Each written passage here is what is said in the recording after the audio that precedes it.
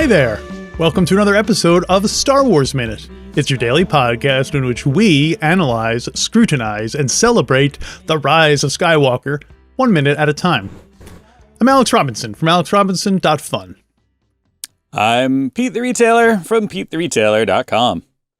And I'm Stuart Wellington from Hinterlands Bar and Minis Bar, both located in Brooklyn, New York. Welcome back, Stuart. Hey, thank you. Glad you could be here for minute 117 of The Rise of Skywalker. I know you were looking forward to it. I couldn't wait, honestly. This is a Star Wars podcast, right? Yes, for now. It says on the door. 117 starts off with Ben Solo struggling to get to his feet after Sheev drained him of his vital life energy. It ends a minute later with Rey turning over so she can stare at the cool Force lightning show that Sheev is putting on for everyone's benefit. Well, my first note is him saying, "As I once fell, so falls the last Skywalker." Yeah. It's a real what a dork. It's like, my name is Solo? It really does. It has the air of like, Grandpa, you're getting the name of the movie wrong with this. He's like, the last Skywalker, nothing can prevent the return of the Sith. And he's like, no, Grandpa, come on. And he's like, what? No, it wasn't. Attack of the Jedi. Like, no, come on. No, Grandpa. Revenge of the Phantoms? No. No. A new menace. I do like this is we get some big Force power use here, right? Yes. Like we get he blasts Ben Solo with a Force blast and throws him into a pit. Not before. There's no way that he's gonna ever come out of that. No. I mean, he slams into that rocky ground pretty hard before he rolls down into the thing. I mean, you figure he's got to be, he's going to be sore tomorrow, assuming he survives. Yeah. I guess he didn't survive though, so it's kind of irrelevant. He's going to have to get out a foam roller or something and really make him, one of those little roller things that looks like a shower head that, massages your neck muscles. Do you think PT that's what that's for. Does PT exist in the Star Wars universe? Yep. Okay. That's like the next. Yeah, that's the whole answer. Yes. No bits, no jokes. Just good, I'm glad. Yeah.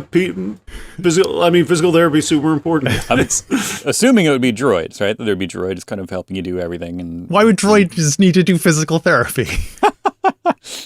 It's like in the Flintstones. Like dinosaurs. Don't have to be the toilet, but they are. Well, it is a living, so yeah. Yes. What a harsh rebuke of capitalism. Do you think people see themselves as the animals, or do you think they see themselves as the oppressors in that scenario? That's the Flintstones. The Flintstones are really the good question, Yes, and then Sheev starts calming down the audience. Do not fear their feeble attack. Right. I thought that was kind of sad that he needed to. But he has to keep the crowd on his side. Like if they get scared, they're all going to leave or something. You know what I mean? It seems very needy or sad of Sheev to have to like keep their attention on what's going on and calming them. Yeah. He's like, don't worry. They're not a navy. They're just people. They're just people like you and me. It is, again, this whole thing, including like the extra, unnecessary but extra, but kind of oddly wonderful bit of having all these thousands of, adherents, Sith enthusiasts here. Yeah, what's their preferred term? What are they're the Scythians? Sheev freaks. Oh, they're Palpatiners. I don't know. Palpatiners. Palpatines. TENS. Like they're all like they're Palpatines. They're all like 11-year-olds. Like their parents are waiting in the parking lot outside. The Palpatines. Palpatines. I like it.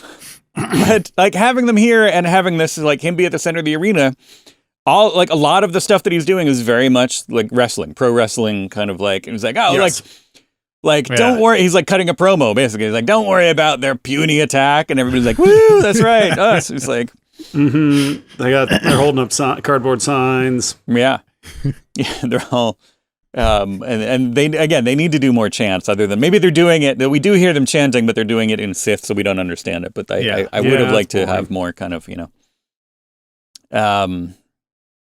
But yeah, it's a very much he's riling up the crowd, he's getting them going, and presumably that helps with his. I don't know, like for most things, the dark side. If the good people are angry and frustrated and sad, those are emotions that will fuel the dark side. The Sith will be like, yes, they like that. But if the Sith enthusiasts, the Sheev heads are all, if they're all afraid, happy, if they're all like frothing at the mouth, ready to go, does that fuel him? I think it's a good question. I mean, because for them, that day just keeps getting better and better. Yeah. They looked up. They're like, "Oh, hey, it's Babu Frick! Hey!" Like the whole crowd. Yeah. Woo! He's like, "Oh, I hate those guys up there, except Babu Frick. He's a cool hang. I like him." And that's what they're chanting: "Babu Frick, Babu Frick." So adorable. Palpatine Frick 24. That's my yeah. Oh wow. Yeah. I mean, it makes sense. He needs a partner with somebody that has a little more of a like to balance the ticket. So he follows up this huge push with a big lightning blast, right? Super lightning. It's like and I have a ton of questions. Okay. Sure. So is there a reason why he's able to do this huge lightning blast? Is it like a special lightning blast? Because I don't know, I feel like in previous Star Wars movies, while there was a lot of the Force, this feels slightly bigger and showier than I've experienced. True for the whole movie, I think. Yeah. Now, the other question is the lightning only hitting the good guy ships, or is it also hitting the Star Destroyer ships? Because I feel like in the spirit of the dark side, it'd just be blasting everybody, right? You would think. See, I went back and tried to figure that out too, and it does seem like it's very specific lightning. Yeah. Only hitting those pure of heart or whatever. Yeah. But then I figured maybe it's kind of like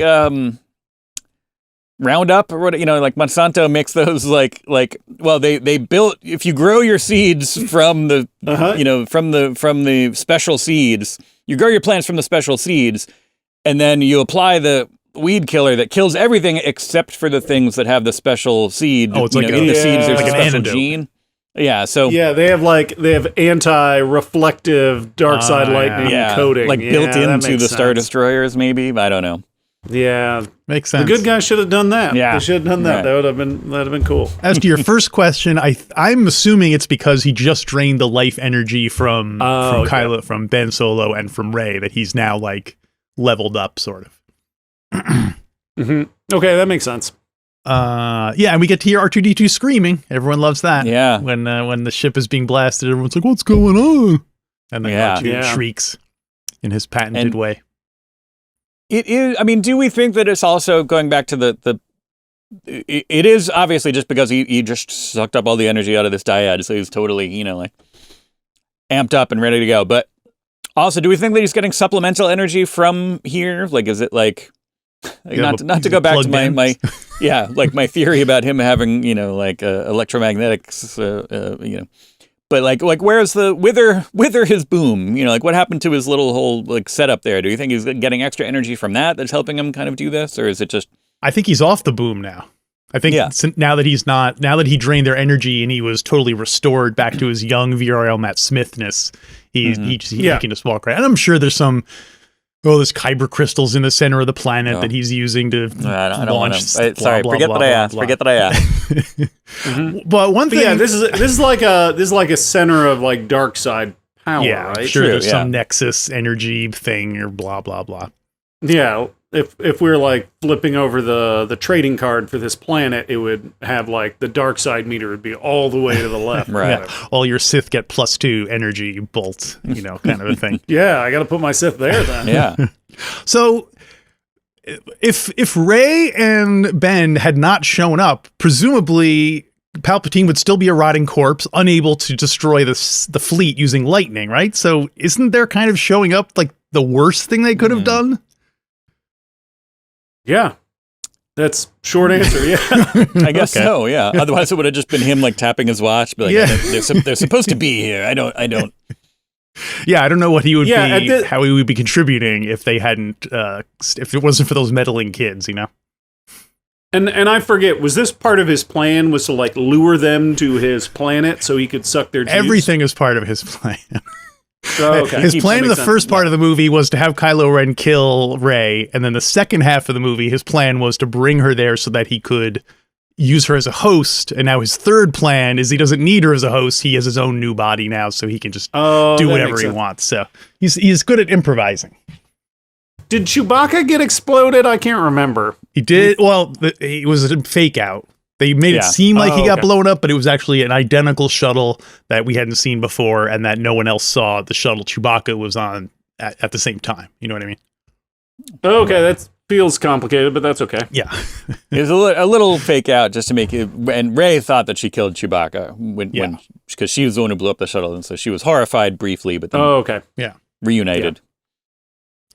Because her powers like Havoc's powers, where she can't control it and accidentally. That was the first Every time time she she ever uses- shot force lightning out of her hands. She was like, "Whoa, Oh, cool. She didn't know okay. she could like do that. Havoc. Yeah. yeah, kind of, yeah." And so it was. Oh yeah, wait. Was that how? Who was it? Was it Havoc or Cyclops that caused the airplane? Oh no, was the airplane just crashed because of something else? Let's turn this into an X-Men podcast for a second. Wait, which airplane? When they were kids, You're going with Cyclops and Havoc kids, were kids, and they were in a Summers plane. boys. Huh? Yeah. Their father was flying a plane, right? And Corsair. what was Their father, who, right. Corsair. Well, the he space wasn't at the pirate. time, yeah, but he was just like flying, and then maybe it was the he kinda Shi'ar always who somebody showed it. Like there's some reason why the plane crashed, and that's why like I think their powers went crazy. But was it their powers going crazy that made the plane crash, and then they blamed themselves? Well, so, you That's know a what? good question. I feel like Havoc probably blames himself no matter what, Yeah. because based on every Chris Claremont comic with Havoc, he spends the first couple pages being like, "Can I use my powers? I might kill this brood monster." And I'm like, "Yeah, kill the brood monster. They're gross." I would encourage everyone to do their own research into Sure. the You're like- Right. fate of the Summers boys. Yeah, You're like totally fine for the brood to use their hand/ovipositor to inject a brood egg into a person. That's cool. don't get your X-Men information from us. Now. No, you should barely Yeah. even get your Star Wars information from us. Clearly, Yeah, we can't even remember anything. So, Stuart, you said this movie, you didn't seem like you were too big of a fan of the movie itself. No, I wasn't. But do you know they're supposed to be doing a Rey movie? Are you on board with that? Or are you sick of these characters? They're gonna make a Rey movie. This is takes place after what we just saw, Yes, right? yes. This whole After a little bit. I mean, I don't know. I don't think necessarily my problems with this movie stem from any fundamental issues with the characters, because I like them in other movies. So I mean, it depends on who the creative team is. Do you know who the creative team is? I don't, but if I did, they would be fired by the time the thing actually got into production anyway. yeah, so it that's kind of probably doesn't matter true. who's attached to it at the moment. But I mean, not to be too much of a bummer, I feel like this movie was kind of like a dividing line for me with Star Wars, where for the longest time I would watch anything that was Star Wars related, and even if it wasn't the best, I'd be like, you know what, its heart's in the right place. Like a bad boyfriend. Like no matter what, I'm like, he still loves me. But this was the one where I'm like, you know what? I don't need any more of this. This is fine. We can get off this. We can get off this ride. That's fine. yeah. It's not for me anymore. But I mean, I've watched some Andor since then, and I like that. Mm-hmm. I watched some. I think I watched some of the Baby Yoda show. I like that. So maybe His late night talk show where he I mean, I feel like if Baby Yoda had a talk show, it would be stepping on the George Lucas talk shows, Yeah, that's biting off their style. yeah, well, so it's a case by case basis. You're saying it's Yeah, I would say. I mean, potentially, I'm willing to. There's always going to be a space in my heart for Star Wars, but I feel like I'm at a place where I can be a little more discerning. Partly because there's so much more than there used to be. Yeah. It used to be 2 hours every 3 years. Now it's 12 hours a year. Yeah. I mean, there was I don't know if you guys remember ye olden days when there was only 3 movies, and you're like, I will watch these a million times. They are my Bible. Mm-hmm. Before the dark times. Yeah. Oddly wistful for that. Like, I wish there was less of this thing that I love. It's weird, right? Yeah. My last note is that when Sheev does his super lightning, they kind of, for just a second, do the audio dropout trick where he's like, oh, I can shoot my lightning. And he goes, and then suddenly there's a brief second of no sound. And then it's like, boom. You know what I mean? Like, so they've been toying with that a bit over the combined the two cool sound things that everybody points to from like the one from the prequels and one from the sequels, where it's just like, oh, let's have the sound drop out for a second, just like the Holdo maneuver, and then let's mix in just a second of that kind of like the sonic boom thing from Attack of the Clones. And so it's just like nothing, and then like boom, with like a little like deep thing as he blasts lightning all over the place. Yeah. Kind of like he's a cool European DJ, and he's got his whole little European dance crowd. It's great. You have to wait. That's why Rey's just like turning over, looking up at the light drop. Yeah, yeah, it's like Laser Floyd for her. And she's probably never even seen lightning before, right? Because she lived on a desert planet, so probably not. That must just be like, well, except for the lightning that came out of her hands. Before. Oh, that's true. Yeah, that's she was extra freaked out because she didn't know what that was. Yeah. Yeah. We've all gone through puberty. I do like how she like rolls over and is looking at the sky and just watching space battles, and I'm like, you know what? Rey's a lot like us. We're just lying around watching space battles. We're just in a daze watching space battles, saying, how are we going to get out of this? Thinking, what is going on? Thinking, well, my grandpa's really weird. Okay, boomer. Get a boomer. Boom. I feel like my grandpa is really weird would have been a good subtitle for this one. I think that was the French title for it when you translated it. Yeah. Le Grandpa. A cuckoo. Speaking of grandpa, for a second I had a note like, well, this is his, headquarters, basically, this arena, right?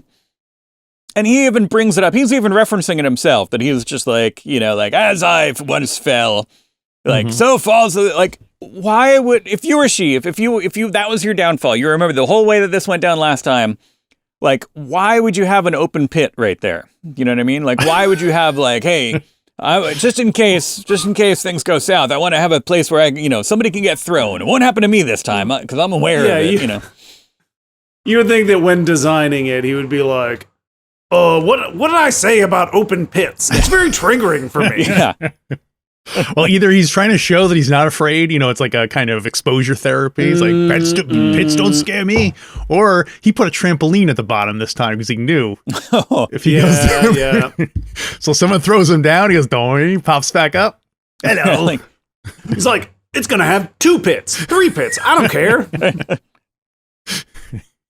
Whole planet is one big pit. It's a big pit. I do like I do also, and I like that he's like, as I once felt, it's like, why are you telling everybody about the time you messed up, dude? Yeah. He's like, just like this one time where I got thrown down the pit. Don't throw me down that pit, whatever you do. But just like that time that I got thrown down a pit, just like this one over here, right there in arm's reach. Yeah. His seneschal or major domo guy is like, are you sure you want to say that? He's like, it humanizes me. It makes me think I'm like just a regular dude. I'm Sheev Lunch Pail. Yeah. Tonsdale, am I right? I want to, speaking of, so Ben Solo, Kylo Ren got thrown down the hole. And I want to point out now that it's been, let's see, 7 minutes. We'll update the sign, and this has been 7 minutes since his last dialogue, which was "ow." He said "ow" when he jumped down and hit the chain. Oh. And but it's been 7 minutes since then, and before Doesn't that, feel I like know it. we have to even go way back. I can't even way longer than that since the last time he said It was anything. probably, I know, substantial. Dad, shut up. Yeah, Last time he was talking to Han Solo's ghost. exactly. Question? Hey, you guys asked me how I feel about a potential Rey movie. You guys have been living these movies for a little bit. Living the How do dream. you feel about more of them or more of these characters? Do you think there's unexplored avenues for some of these characters, and which ones? And you can't say Babu Frick. Well, I like all the actors. John Boyega, Poe Dameron. Very politic answer. I like it. No. Well, I mean, they're all good actors. They're all. Everybody had fun. I am kind of like Jedi'd out. Like, how many Yeah. stories are there besides someone falling to the dark side? Like, can we do a little bit more with it besides just that one aspect of being a Jedi? And also, I don't have a huge amount of faith in the Disney Corporation in doing anything other than let's go for the lowest common denominator, like kind of a thing. Yeah. Here's some slop for you to eat up, Piggy. Yes, Right. we're gonna have more Jedi because we want to sell lightsabers and cloaks and costumes and stuff like that, and so that's kind of how I feel. Yeah. Okay. I mean, kind of like what you were saying before, Stuart, that the depends on the creative team, that if they can, let somebody kind of do what they want to a certain extent, I think there's potential there. And, They're not gonna do that. people telling new stories. Well, I think They're like, there's this young kid, Lars von Trier, who has some ideas about the Star Wars universe. hear me out. Yeah, Yeah, I mean, I think, but I'm not sure how much of a commercial success it is, but the kind of critical success about with Andor might lead them. Hopefully, they might learn the right lesson from that and being like, oh, if we let people kind of do what they want to a certain extent, and it doesn't all have to be Jedi stuff. Like, we might get some. But I think that might be like the prestige, like the Lost Leader kind of, like their Miramax, whatever kind of. Well, Miramax is kind of a bad word now, but. That they're like artsy stuff. We're like, oh, well, every once in a while we'll do one of those, and then we'll also have just like big crazy Jedi battles over here. But every once in a while we'll do the prestige quote unquote Star Wars stuff to keep the grown-ups on board. boutique. Yeah, Yeah. which I'm kind of fine with too. If they want to, sure. It's as long as you're going to do that. It's funny because they have the perfect setup. They could totally make the movies be the mainstream thing and then be a little bit more experimental with the TV shows, but they don't seem to be going in that direction. They seem very conservative with their like when WandaVision came out, we were like, wow, they're going to be doing some cool stuff with these, and then every other thing since then has been pretty Right. Oh, yeah, Richard E. Grant was in Loki. Oh, there you go. Oh, that's right, I forgot about that. They must have put He him was on a great in Loki. it was cool seeing him in that he's- costume. Yeah. He's got one of those deals with Disney, like the Netflix actors have with Netflix, where they're in like everything. Yeah. Right. Well, Oscar Isaac's too. He's in all the Marvel. He's in Marvel now. He's in multiple Marvel things. Yeah, double Marvel. He's Yeah. all over the place. Yeah, Triple Marvel if you count Spider-Man, Spider-Verse. Oh yeah, there you go. I do count it. It's Sure. 3 then. I love. Wait, what's the second Oscar Isaac Marvel thing? He is in What? Moon Knight, He's Moon Knight. and he was in one of the X-Men. He was Apocalypse. Oh, he was Apocalypse. I don't count that. All right, so But we're back to 2. I do love that. That's like, the one where he like puts his hand on a computer and he's like learning. All right. I love that. Oh, that's awesome. Like showing up being like, oh yeah, I'm in some Marvel movies. Oh cool. Like who do you play? Apocalypse and Moon Knight and Spider-Man 2099. And like, well, all right, you tried. I do like the amount, as soon as that Spider-Verse came out, the amount of like very, let's say, thirsty artwork that was showing up for his character on the internet. Something struck a chord, I guess. Yeah. I guess they like futuristic Spider-Mans. I mean, who doesn't? Well, anything else for minute number 117 for you guys? No. All right, we got more Sheev and spaceship battles tomorrow. Actually, no, tomorrow I think is all Sheev and Rey stuff. So no spaceship battles tomorrow, but a little bit. I got a little bit of spaceship. No, spoiler Okay. alert. Cliffhanger. Look forward to tomorrow. I got one little spaceship note at least. oh, okay. And I want to remind everyone that we have a YouTube channel, which you can get by going to StarWarsMinute.com/YouTube. And I'm saying this now in public because it will embarrass us into doing it. You should follow now because once the season ends, we are going to be posting exclusive YouTube content to our YouTube channel. I'm saying that now because if that doesn't happen, people will be like, "Hey, didn't you say you're going to be doing more original content?" And we'll be like, "Yeah, we did." So like and subscribe, and then nag us again in 3 months when we haven't put anything up. Force your hand. I love it. Yes, exactly. And then join us here tomorrow for yet another Star Wars Minute. Star Wars Minute.